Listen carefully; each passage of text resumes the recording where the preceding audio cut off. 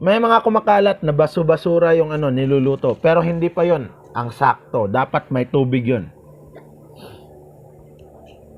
Saka dapat tune-tunelada yan. Magsusunog ka ng isang buong araw, makaharvest ka ng 10 na galon ng, hindi yon fuel, kerosene, gas. Pag fuel yung gusto mo, crudo, dapat crude oil. Crude oil. Sa mga gustong mag-invest, wag invest. Sa gustong mag-business, meron akong doon.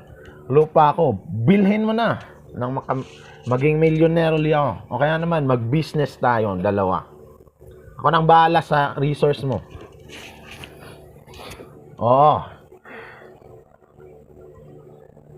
Yan ang paningkamot.